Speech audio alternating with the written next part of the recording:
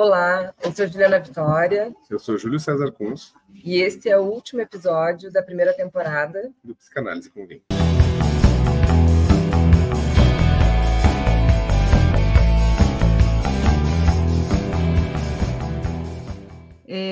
E hoje a gente vai falar de um tema que é um tema muito interessante, que é a busca por sentir sensações ligadas ao terror. Vamos iniciar, Júlio, já falando de vinho. Como é que a gente vai fazer isso hoje, hein? Vamos lá, que vinho tu escolheu para hoje? Então, para falar desse tema, assim, brincar um pouquinho que eu só bebendo um bom vinho, porque eu morro de medo de filme de terror, assim, de histórias de terror. Eu acabei me especializando em cair fora quando alguém me convence a assistir algum tipo de filme nesse gênero, mas é claro que eu já assisti, né, a muitos, assim, olhando um pouquinho de lado, entre os dedos, enfim, né, e o vinho que eu escolhi hoje, Júlio, foi inspirado na cena de filme de terror que mais me marcou na minha vida, assim. Sempre que eu penso, ou nem preciso pensar nesse tema, mas é uma imagem que me volta muitas vezes à mente ao longo da minha vida, como uma foto, assim, né? Como se fosse uma foto de uma cena. E então, né, é um filme que eu assisti lá na minha pré-adolescência, eu devia ter lá, sei lá, uns 12 anos, alguma coisa em torno disso. E é a cena de um filme que se chama A Hora do Pesadelo. Para rememorar quem já assistiu e, né, para poder assim contar um pouquinho, muito brevemente, para quem não assistiu, ali, né, nesse filme, um grupo de adolescentes passa a ter pesadelos terríveis, onde eles são atacados, então, por um homem deformado, que tem garras de aço, enfim, e que aparece somente durante o sono. E para escapar, né, do ataque, então, dessa figura, né, é preciso ou acordar ou então não dormir. E é aí que entra a escolha do meu vinho de hoje, porque a cena que me marcou, então, é a cena de um desses adolescentes muito assustado, terrivelmente assustado, porque está com sono, mas não quer se entregar ao sono, pelo medo do encontro, então, com o Freddy Krueger, que é o, né, assim, o personagem, então, né, esse, e num ato de desespero, assim, para se manter acordado, ele come café às colheradas. Então, a cena é essa, né, essa que me marcou a mente, assim, né, esse adolescente comendo café puro. Então, eu escolhi um vinho hoje que tem notas de café, assim, marcantes, e me explicaram, Júlio, daí assim, né, eu fui pesquisar para saber se isso confere, tá, né, se é verdade, enfim, mas tu pode me dizer que o que atribui, né, o que deixa mais marcante a presença de notas de café é a maturação, enfim, em barricas de carvalho do vinho, não sei se, se é verdadeiro, enfim, né, e então eu tô hoje aqui já me acompanhando, né, assim, um Cabernet Sauvignon chileno, deixa eu ver aqui qual é. É um Andes Platô, Júlio, não sei, né, se é assim que fala. E que tem notas, então, de café, para que eu me mantenha acordada hoje aqui, para a gente poder conversar um pouco sobre o terror. E tu, Júlio, o que tu escolheu para beber hoje? De certa maneira, se relaciona, assim, esse aroma tostado, porque pensando, né, para prepararmos esse nosso podcast de hoje, esse episódio, o que me ocorreu, e depois eu vou desenvolver um pouquinho mais, foi pensar assim, de onde vem o terror, né? E lá pelas tantas eu acabei chegando no inferno, e por isso o sentido aroma tostado que eu falei, né? E pensei, né, e até como tem vários filmes de terror, né, que são ligados a pecados ou alguma regra que não pode ser violada e que a partir da violação dessa regra, então se surge algo, alguém, um fantasma, um monstro que vai vir para punir. E eu associei, então, com o Lúcifer. Inclusive, uma coisa que eu não sabia é que os 7 pecados capitais, cada um é atribuído a um demônio diferente que aparece na Bíblia. Eu não sabia disso. E o Lúcifer seria o pecado da vaidade. E tem uma história que se conta na Itália que diz que quando Lúcifer cai, ele é o anjo caído, né? Ele cai no onde é o Monte Vesúvio, que é um vulcão, né? Que é o mesmo vulcão que fica perto de Pompeia, que causou aquela catástrofe toda e ao mesmo tempo nos permite viajar no tempo, né? E entender o que aconteceu, ou como era o cotidiano romano. E então ele teria caído aí e com a sua queda teria formado justamente esse vulcão, né, em função do impacto da queda. Disse também que com ele caiu um pedaço do paraíso, e por isso que Nápoles seria tão bonita, porque seria um pedaço do paraíso que teria caído junto com Lúcifer. E nesse momento, Jesus Cristo teria ficado muito triste com a queda do anjo mais bonito, porque Lúcifer é considerado o anjo mais bonito, né, o gerador da luz e tal. Então, aos pés do Monte Vesúvio, dentre os melhores vinhos que se produz na região, se chama Lacrima Christi. Então, o que eu estou tomando aqui hoje é um vinho branco do pé do Vesúvio, chamado Lacrima Christi, que são os melhores vinhos, eles são um pouco mais concentrados, né? E por isso só esses vinhos podem usar a expressão Lacrima Christi. E, enfim, então pensei por aí e depois eu falo um pouco mais por que eu pensei no inferno, nos demônios, para falar sobre terror. E é um belo vinho, por sinal. Tá bem, não, e que é claro, né, Júlio, acho que hoje a gente vai entrar nesse caminho de pensar a busca justamente por esse tipo de sensação, né, não seria aquela angústia ou medo que nos acometem sem querer. Hoje a gente vai, né, trilhar um pouco mais o caminho justamente dessa vivência que a gente busca encontrar, né? Então, eu fiquei me lembrando que tem uma passagem, né, que Freud vai falar um pouco, né, dessa condição, né, assim, lá nos 3 ensaios, e ele vai dizer o seguinte, em 1905, então, o efeito excitante de muitos afetos desprazerosos em si, como a angústia, o medo, o horror, conserva-se num grande número de seres humanos por toda a vida e, sem dúvida, explica por que tantas pessoas correm atrás da oportunidade de vivenciar tais sensações se estiverem presentes apenas certas circunstâncias secundárias. Aí ele vai dizer o pertencimento ao mundo imaginário, a leitura, ao teatro, a gente poderia aqui acrescentar o cinema, né? Para arrefecer a agudeza da sensação desprazerosa. Então, aqui ele vai trazer essa combinação que a gente poderia pensar que, né, assim, à primeira vista é meio estranha, né, alguém buscar sentir, né, desprazer, vamos dizer assim, e ele vai justamente trazer essa combinação entre excitação e medo, entre medo e prazer. E isso, né, Júlia, assim, é muito fácil de a gente observar também nas crianças. Então, desde nós, quando somos crianças, enfim, né, as crianças, elas têm, elas nos pedem incessantemente que a gente conte, né, assim, histórias que vão ter cenas, assim, que se a gente parar para pensar, são horripilantes, né, e elas querem que a gente repita aquela cena, né, e isso, é claro que traz medo, mas também traz, assim, um prazer associado a isso.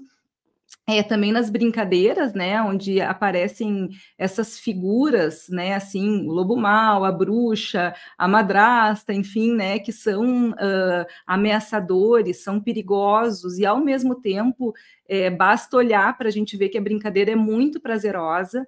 Então, desde muito pequeninos, buscamos o medo, né, de alguma maneira, como fonte também de prazer.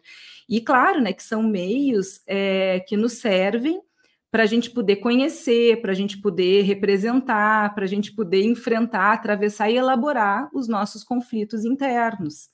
E falando sobre medo de crianças, hoje eu quero falar de uma psicanalista que teve muito medo de fantasma na sua infância.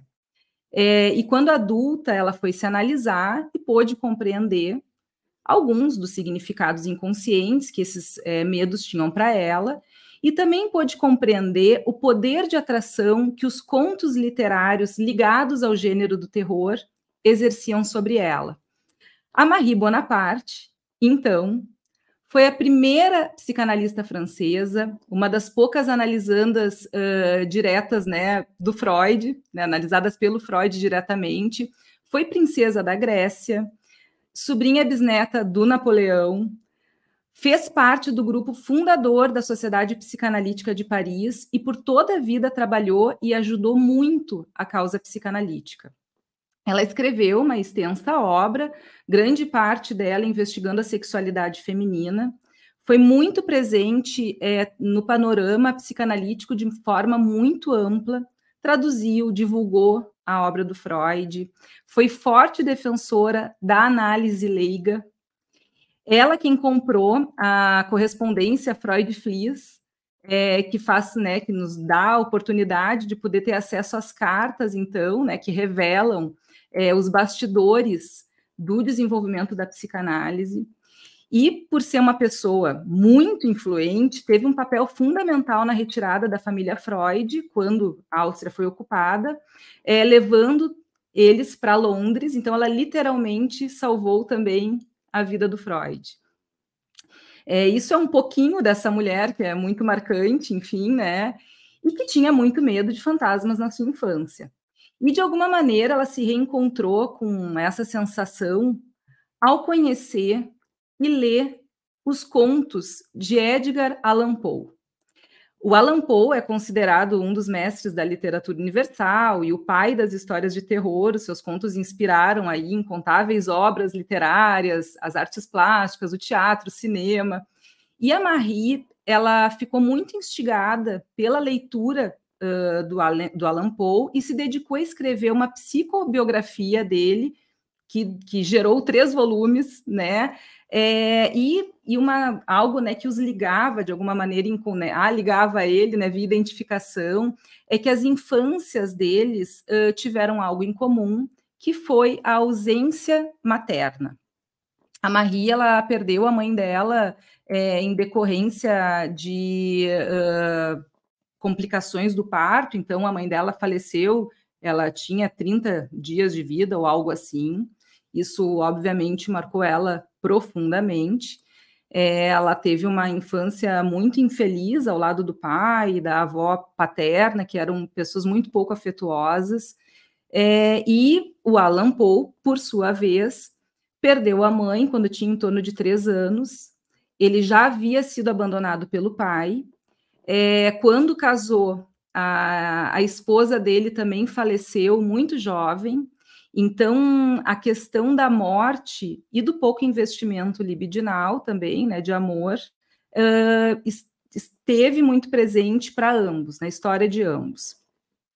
Durante um dos períodos de análise, então, que a Marie fez com o Freud, ela pôde explorar esses medos, né, que ela tinha de fantasmas, e compreendeu a que esses fantasmas se relacionavam inconscientemente para ela. Ela vai dizer, então, que o medo que ela tinha, na verdade, era o medo do retorno da mãe que ela sentia ter matado ao nascer. E que, na fantasia dela, voltaria para se vingar.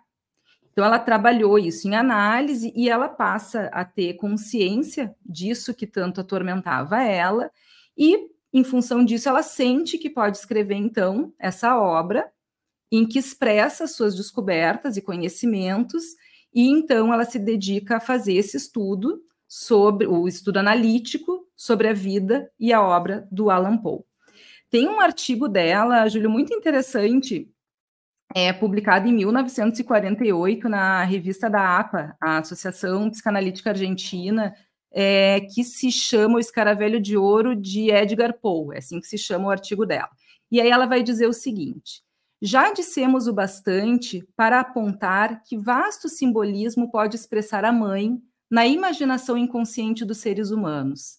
O mar, a terra, com tudo que eles contêm, podem, assim, reverter-se dos rasgos imponentes, se bem às vezes imprecisos, das grandes divindades maternais que adoravam os nossos antepassados. E não só o planeta, mas também os demais astros espalhados pelo universo, até onde a nossa mirada consegue chegar, estão aptos para representá-la. E ela observou, então, que todas as heroínas do Edgar Allan Poe possuíam uma natureza espectral, todas elas eram construções etéreas, frágeis, idealizadas da memória, vampiros, em alguns casos feiticeiras, à beira da morte. E ela vai dizer que a força intrínseca dessas personagens femininas deve-se a um medo atávico do retorno da mãe morta. Logo, a sua hipótese se expandiu ao analisar esse medo do retorno da mãe morta também como um exercício de culpa, acho que tu mencionou isso aí, né, de alguma maneira, ou seja, culpa por sentir-se a causa daquela morte prematura. Nesse sentido, o retorno não aconteceria, né, a partir de um aspecto amoroso, mas sim de um aspecto vingativo. Com isso, né, Júlia, é claro que eu não estou querendo aqui passar a impressão, né, que esse seja o fantasma de todos nós, assim, né?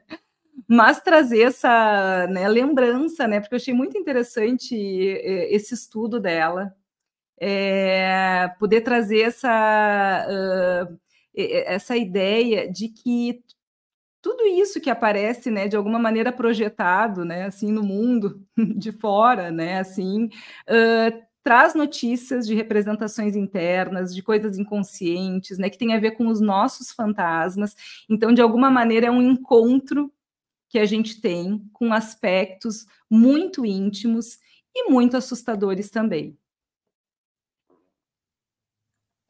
Muito bom. Nossa, muito legal essa que tu trouxe nessa.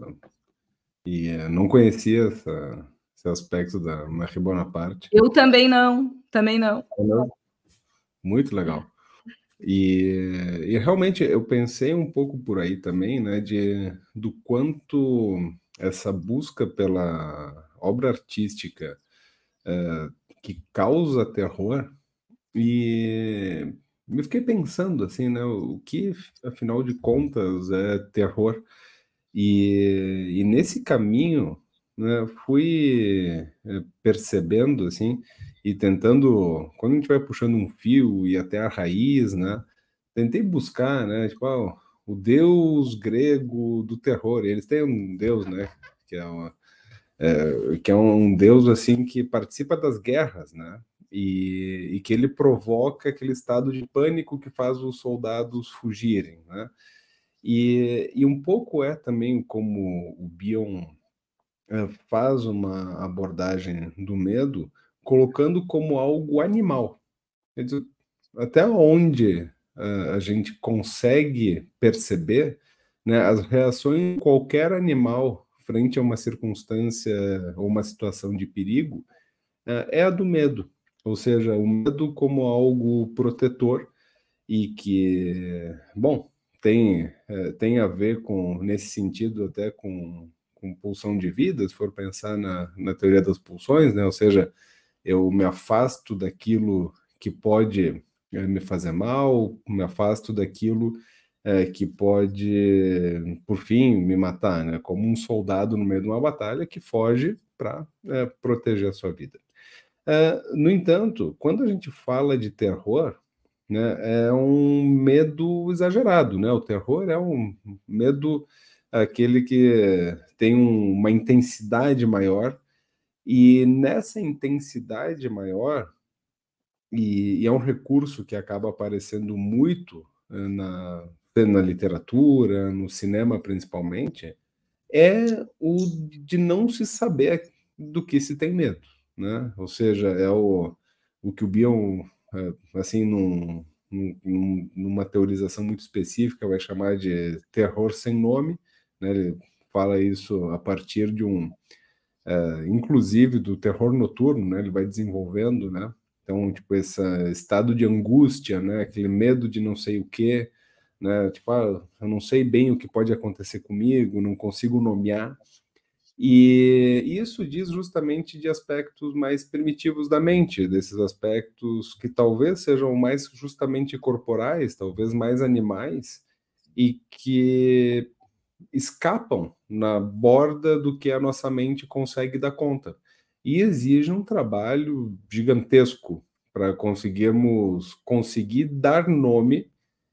E esse trabalho fantástico que tu trouxe da Maria Bonaparte, estou louco para ler agora também, é justamente um trabalho de dar nome àquilo que não tinha nome, né? Ou seja, um medo que acaba se ligando em imagens de criação fantasiosa que nós podemos fazer nós mesmos, né?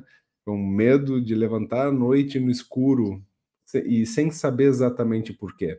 E numa tentativa de dar nome, a gente pode dizer, tenho medo de fantasma, tenho medo que um ladrão entre em casa, tenho medo que tem um bicho que eu não enxergo no chão, então preciso acender todas as luzes. Né? Esse medo ele vai tentar se enganchar em algo. Claro que a gente pode pensar em estruturas e não é bem o que eu estou querendo fazer aqui, né? A gente pode chamar de fobia, pode diferenciar do que é angústia, mas todo esse medo que a gente pode assim, colocar sobre esse guarda-chuva de um medo muito intenso, né, que é o terror, vem justamente dessas coisas, me parece, mais primitivas e que ficam sem nome. E, bom, ao fim das contas, a gente precisa dar um jeito de que essa malha de linguagem consiga cobrir, que a nossa mente possa dar conta, que nós consigamos de alguma maneira processar essa emoção que a gente resume como medo e tentar deixá-la mais complexa. E eu fiquei curioso assim também, porque nós pensamos nesse tema do episódio pensando em como tem filmes de terror no cinema, de como as pessoas se atraem, né? O que faz as pessoas gostarem desse gênero. E, assim, eu tendo a dizer também que não sou fã de filmes de terror, mas uma das minhas obras literárias preferidas é uma obra de terror, que é Uhum, o Inferno, do uhum, Dante. uhum. E da Divina Comédia, o livro que mais se fala é do Inferno.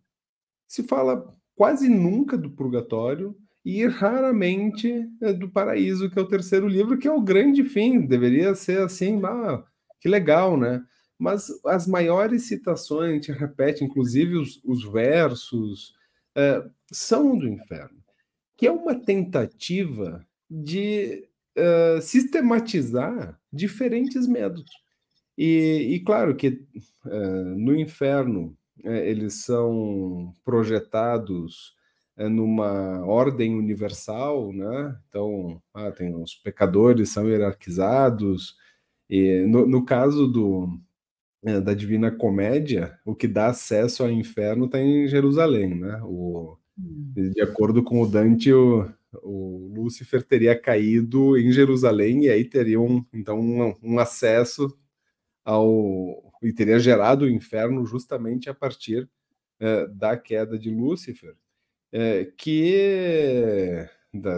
dentre diferentes mitologias, né, Lúcifer teria se afastado do paraíso como uma punição, né? Além de ser o anjo mais bonito, ele era o anjo que mais amava a Deus, de acordo com uma das mitologias, né? E com isso, então, o afastamento dele de Deus seria uma punição, e a própria ideia de inferno seria o afastamento de Deus. E, bom, por que eu estou falando tudo isso, né? Porque teologicamente, na Idade Média, tinha um grande problema, que era o problema do mal, né? Ou seja, se Deus é bom, Deus criou o mundo, por que existe o mal?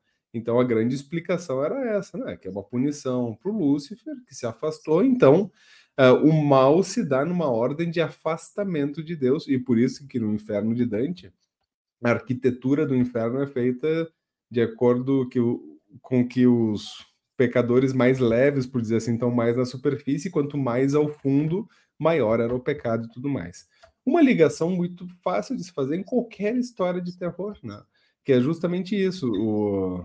Até dei uma olhada assim, em como se escreve roteiro de filme de terror, e uma das questões é essa, é de que todo roteiro tem uma regra subjacente, às vezes mais, às vezes menos explícita, de que se essa regra for quebrada, tipo, às vezes não leia o poema tal depois da meia-noite, porque podem vir, e aí o tipo de personagem que vem é variado, pode ser a bruxa, pode ser, né, fantasma, não falei, demônios, enfim, um monstro, ou começa a acontecer coisas terríveis que a pessoa se desintegra, e esses medos são ligados também a desejos, né? Quando a gente fala assim, do que provoca medo, é o que já provocou ou ainda provoca desejo, um desejo proibido, né? Que no caso da Marie e do Paul era essa fantasia de ter matado a mãe,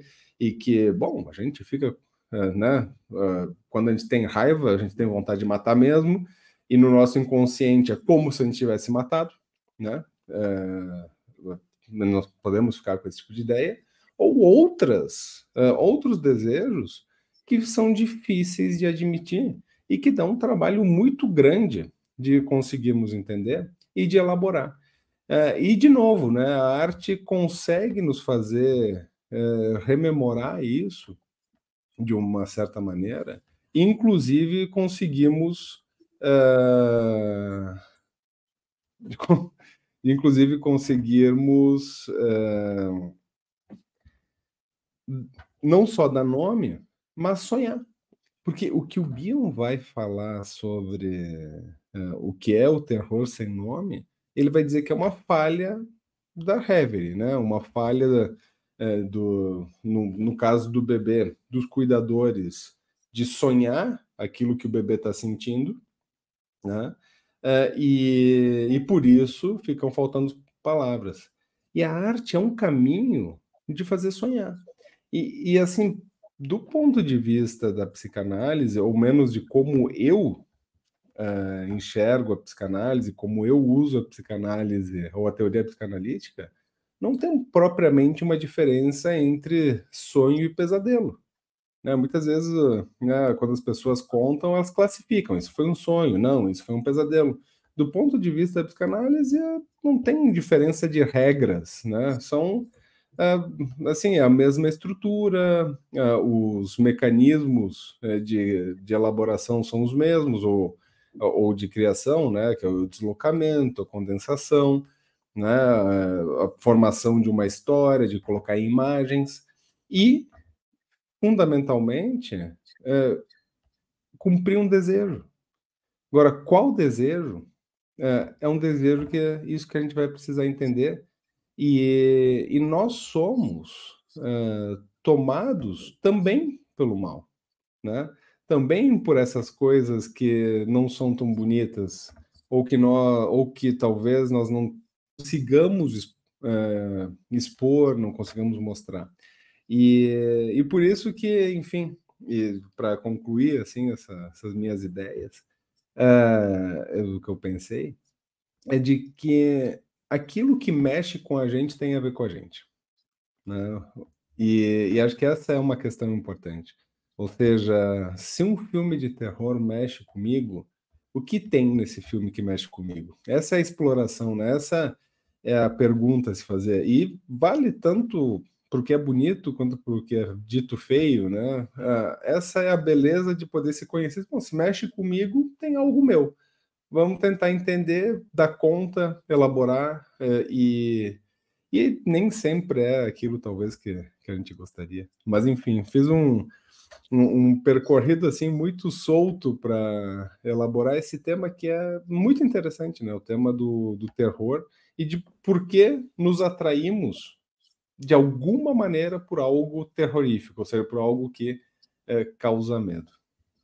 Não, muito interessante, né, Júlio? Tantas coisas que tu foi dizendo, fui pensando, vou tentar articular um pouco aqui, assim, né, um pouco do que eu fui pensando. A primeira coisa que eu queria dizer é que tu traz um ponto que eu acho que é muito importante, que é o pensamento por imagens. Acho que esse a gente pensa, né, nos sonhos por imagens, né, assim, e a arte também nos ajuda, né, a poder encontrar formas de, dar uma figurabilidade, a gente vai dizer, né, mas assim, de alguma maneira poder representar isso, né, que inicialmente nem forma tem, né, dentro de nós. Então, o pensamento por imagem acho que é uma coisa muito importante que aparece nos sonhos, enfim, né? E traz outro ponto que eu acho que é muito interessante, que é a ideia do proibido, né? Assim, tu trouxe uma série de coisas interessantes, mas o que eu estou conseguindo falar aqui, né, a partir disso, e a busca também, né, por essa, bom, seja na literatura, né, em qualquer expressão, né, de arte, né, no cinema, quando a gente vai ver um filme, enfim, né, eu fiquei me lembrando, né, que a gente, muitas vezes, quando está assistindo um filme de terror, a gente fica pensando assim, né, puxa, não vai, né, o personagem, assim, não vai por aí que tu vai te encontrar com a figura que te atormenta, enfim, né? E é claro que é aquele o caminho que o personagem vai tomar, porque ele tem que se encontrar com aquilo, né? Então, também, de alguma maneira, é muito interessante, porque tem um certo jogo, um certo flerte com aquilo que é proibido também, né? Que a gente pode realizar nesse tipo de circunstância, enfim, né, imaginária, na fantasia. Então, acho que é um terreno muito interessante esse também para a gente poder falar, né, que o Freud vai dizer, né, que de alguma maneira o que está em jogo, às vezes no horror, é o horror à castração, né? Então a gente precisa botar isso em jogo, né? Então eu finjo que não existe e me defronto com isso, né? Então é muito interessante esse jogo que também se de alguma maneira se dá nesse tipo de vivência, assim, né?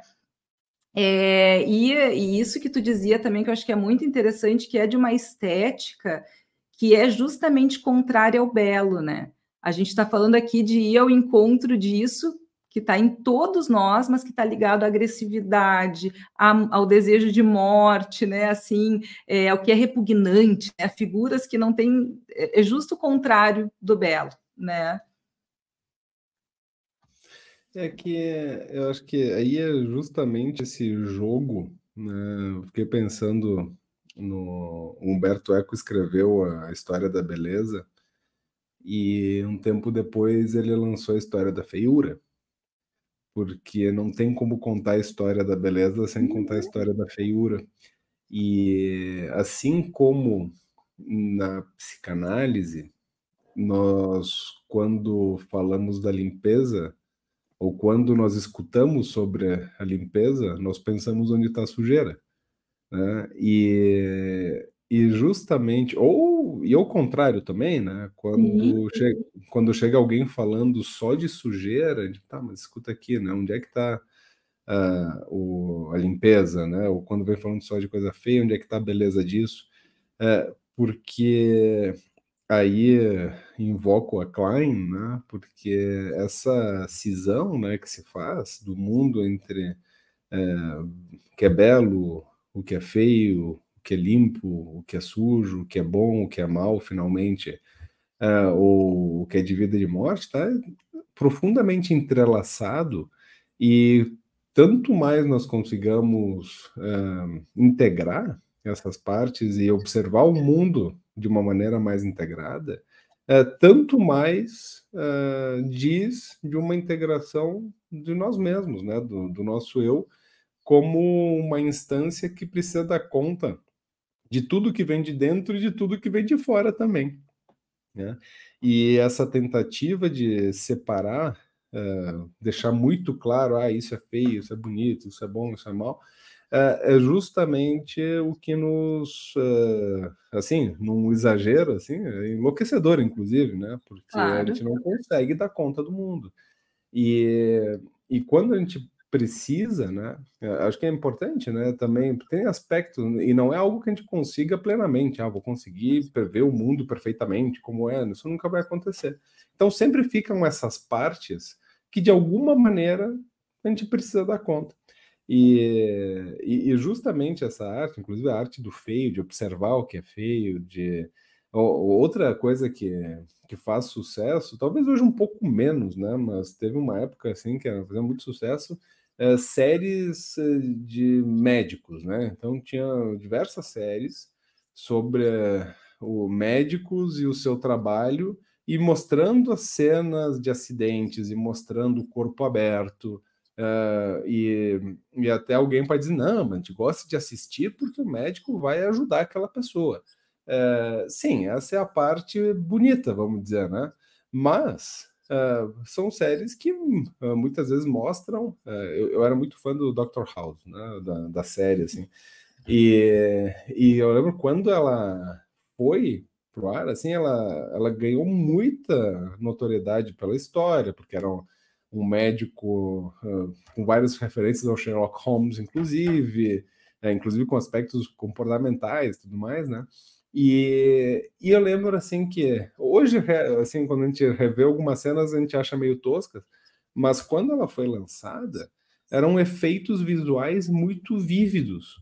Então mostrava uma cirurgia, mostrava um coração batendo aberto, ou outras partes do corpo aberto, e que tem a ver justamente com esses nossos aspectos mais primitivos, é, profundamente ligados a uma curiosidade, né, de saber o que está dentro do corpo, do próprio e dos outros, e de uma agressividade gigantesca, que não é fácil lidarmos. E então, de alguma maneira, essas séries médicas também têm essas pitadas, no mínimo, de terror, né? Quando mostram o sangue de uma maneira mais explícita, né? Ou com partes do corpo, né? E justamente me parece que é ligado com essas partes de difícil dar conta, talvez a gente se alivie ao saber, não, tem pessoas que conseguem dar conta, então ufa, né? Claro, não, e que nem tu disse, né, quando tá ligado a algo de vida, né, Júlio, que é isso, né, assim, poder cortar, né, assim, abrir, né, alguém e tal, mas para salvar, para tentar salvar é uma coisa, né, assim, então isso tudo que pode se ligar, né, e aí, bom, aí a gente está num terreno mais que a gente pode dar nome, que a gente está mais ligado à vida, né, agora, isso tudo que tu estava dizendo de terrores, né, que são mais ligados a uma parte, né, assim, da mente mais primitiva, vamos dizer, isso é o que nos pega mais, né, assim, quando a gente não consegue ligar isso, né, então de alguma forma, né, essas vivências muito assustadoras que têm a ver justamente com um momento, né, assim, de desenvolvimento também, né, do psiquismo da gente em que a gente não conseguia ceder a palavra, a compreensão, né? E a gente passa uma vida, né, Júlio, falando justamente porque a gente não consegue chegar com palavras a todos os lugares da nossa alma, da nossa mente, né? Então a gente passa falando também por isso, né? Para tentar ir amarrando as coisas, né? Sim, com certeza. E, e agora pensei em duas coisas ao mesmo tempo, assim. Uma que eu pensei nos filmes do Tarantino, que, Ah, sim. que volta e meia são classificados até como comédia, e que tem É uma isso aí, não. violência É isso aí. absurda, né? E Ótimo, são ótimo, classificados tá como lembrando. comédia, né? E E a outra justamente. coisa?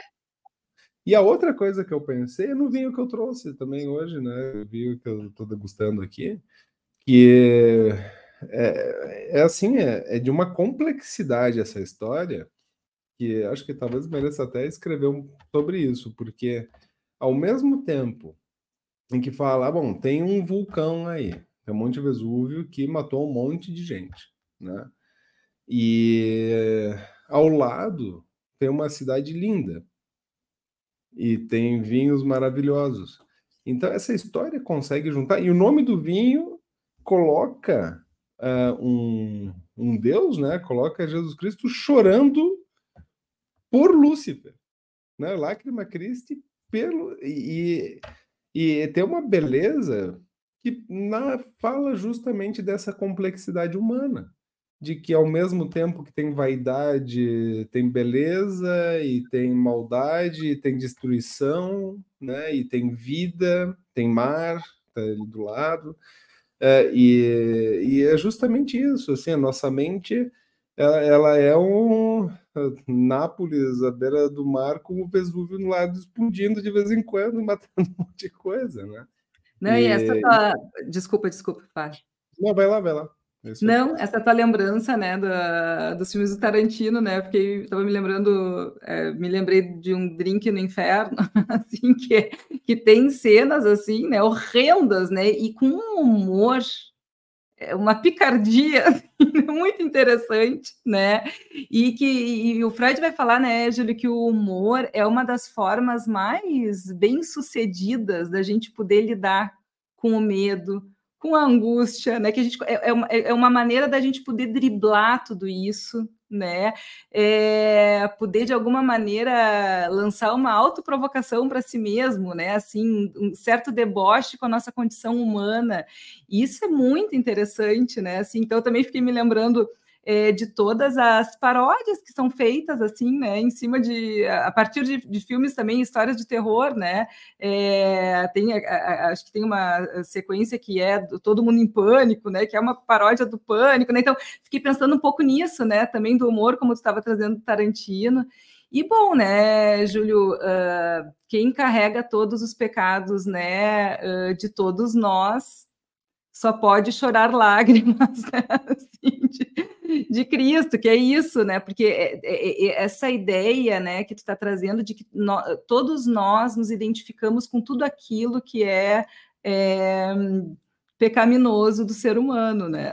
Então, de alguma maneira, isso tem que voltar, né? Tem que aparecer de alguma maneira nos amedrontando também, de alguma forma, e a gente pode rir disso também, né? Não, com certeza, né? Acho que E aí tem no pecado, assim, tem uma. Acho que fica muito clara a ligação entre medo e desejo, né? Sem dúvida. Porque essa lista do. Eu não sei decor, né? Os 7 pecados capitais, mas a lista de pecados sempre é uma lista de coisas que, bom, né? Todos nós mais ou menos queremos, né? Claro, que vão ter a ver mais com uma questão de intensidade, vamos dizer, assim como tudo em psicanálise, né? Porque que todos os pecados estão em todos nós, não há dúvida, né? Assim, como Claro. desejos, né? Que é isso que tu está dizendo. Exatamente. E tem a ver, inclusive, com os crimes, né? Tem uma frase muito impressionante, assim, quando eu li do Freud, que é um texto, acho que chama Sobre a Guerra. É um texto que acaba sendo não tão lido, assim, né? E é fantástico. E nesse livro, ele retoma a questão que é colocada em Totem e Tabu, e, e que, bom, ele vai trabalhar em diversos momentos, né, no Édipo, né, com a questão do parricídio e tudo mais, e ele usa a seguinte frase: nós descendemos de uma longa linhagem de assassinos. Ele escreve assim, e é muito impressionante ler isso, porque causa um horror. E quando a gente pensa, bom, se causa horror, o que eu tenho a ver com isso? Né? E justamente vem dessas nossas partes que são difíceis, que para viver em sociedade nós precisamos controlar e dar jeito nelas, e que, bom, são matéria-prima para o terror, são matéria em diversas formas, né? No cinema, na literatura, nas piadas, e que são maneiras bom, de dar vazão à lava desse vulcão interno que nós temos. Acho que essa é a ideia, não é dar conta de forma definitiva, né, Júlia, deixar trabalhar, né? Que é exatamente isso, né? Poder dar vazão. Uhum. Tem um equipamento aí de vazão, assim como talvez, não sei se é a melhor expressão, mas a imagem que me vem agora é assim, ter um bom sistema de esgotos, né? Que é o que a gente precisa, porque a gente gera bastante porcaria que precisa, de alguma maneira, né, escoar, e de uma maneira que nos permita o convívio, né? Porque senão nós Inclusive, o tecido social, quando nós estudamos psicanálise e praticamos, nós temos a clareza da fragilidade que são as relações, que é o tecido social, de como rapidamente pode se desfazer, porque realmente exige um trabalho cultural no nível social e de um trabalho psíquico muito forte para dar conta, porque realmente são... não é uma erupção de vez em quando que acontece dentro da gente, é continuamente que esse vulcão vai eclodir com pulsões, com moções, né, de desejo, moções de vida, e que também precisam ser controladas, porque a gente não consegue cumprir todos os desejos, e, claro, as pulsões agressivas, né, as pulsões de morte, que também precisam encontrar onde se enlaçar e para que possam sair, senão nos destroem por dentro. Claro, e isso, né, que um pouco, né, o que tu falava antes também, que agora eu estava pensando, da importância de poder criar, né, Júlio, tanto como humanidade, né, assim, porque a gente está falando também de obras, né, assim, grandiosas, que foram, né, feitas por seres humanos, né, mas também de cada um de nós poder criar com isso que a gente precisa dar nome, né, encontrar uma forma de representar nesses conflitos todos, né, mas a importância da criação, né, acho que isso é muito importante, né, o que tu estava trazendo nesse sentido também, a gente não precisa ser um artista para criar algo, né, esse trabalho psíquico por si só já gera condições da gente poder ir levando a vida sem ficar petrificado, né, assim, frente aos terrores, né, aos medos, enfim, as angústias que nos assolam também, né? Exige muita criatividade. E, assim, um exemplo, assim, de um hobby que eu tenho e gosto, que acho que permite o uso da criatividade, tanto criadora e vitalizante, como também vazão para pulsões agressivas, é cozinhar, né? Eu acho que a cozinha, ela tem, assim, aspectos de criatividade, de poder usar diferentes ingredientes, de criar laço quando a gente convida alguém para compartilhar daquela comida, que é algo extremamente civilizado, né? Compartilhar comida, né? Não, o estado mais primitivo é de eu querer comer tudo e não deixar nada para ninguém, né? Mas, pensando eu não sou vegetariano, então eu como carne. Então tem algo da agressividade expressa aí ao me deliciar de um animal que foi morto. A gente precisa, no preparo, precisa cortar muitas coisas. E por mais que, mas é um corte bonitinho, não, é um corte. Se usa uma faca afiada para cortar. E isso vai nos ajudando de uma maneira muito menos intensa, né, do ponto de vista quantitativo, mas simbolicamente processar aspectos agressivos no cortar, no comer também, né, o próprio comer, na mastigação, né, coisas crocantes são uma delícia, né? Ou seja, a gente faz força, sente o barulho dos dentes rompendo aquela batata frita, né? Enfim, sei lá, o que for que a gente vai comendo. E assim, ou seja, uma coisa que talvez possa parecer muito simples e cotidiana de um ponto de vista assim banal, né? Mas que com uma compreensão psicanalítica a gente percebe do quanto tem de sublimação nessa atividade, né? E assim como outras possíveis, né? Outros hobbies que são criativos, que nos permitem até fisicamente, né? Sei lá, Sim. academia, enfim, diversas outras Eu fiquei possibilidades. pensando, né, Júlio, que é o primeiro mundo a ser explorado, enfim, né, é o corpo da mãe, né, assim, claro, desse que se ocupa desse lugar, né, e eu fiquei lembrando da Marie, né, e do Paul, enfim, né, nesse sentido, né, que quando isso não é possível, né, ou quando a nossa fantasia predomina no sentido de que a gente foi destrutivo demais, a gente não consegue exercer, né, bem como tu está dizendo, assim, essa agressividade ligada ao desejo pela vida, né? Porque é isso, né? A agressividade, ela é um componente absolutamente fundamental para a gente poder ir para o mundo e ir em busca, né, assim, da ligação com o outro também, né, poder explorar o mundo, poder, né, de alguma forma descobrir o corpo do outro, né, enfim, então tem um componente que é absolutamente necessário,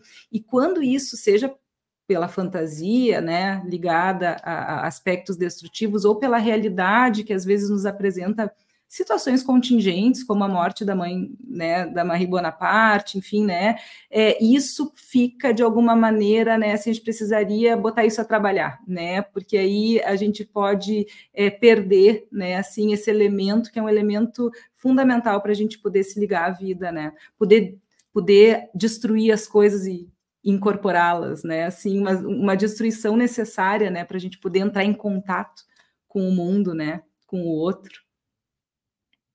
Claro, até porque se nós ficarmos receosos da destruição que podemos provocar, não se faz nada. A gente vai se fechando e não. E assim, o vulcão lá está em erupção constante, né? Não para nunca. Então, se não vai para fora de alguma maneira, vai ficar dentro da gente, corroendo. Seja como for, né? Assim, a gente aqui não vai fazer psicanálise aplicada, mas isso é público, enfim, né? Mas já que eu trouxe essa história da Marie, né? Ela chegou em análise para o Freud porque estava deprimida.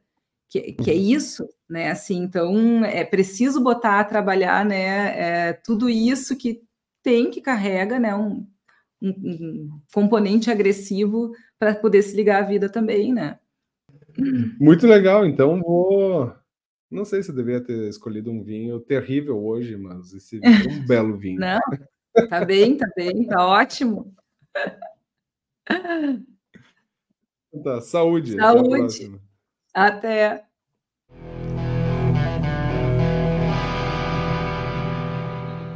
Esperamos que tenham gostado. Esse foi o último episódio, então, dessa primeira temporada. Continue acompanhando as nossas redes para as novidades que vão vir no futuro. Até mais. Até a próxima.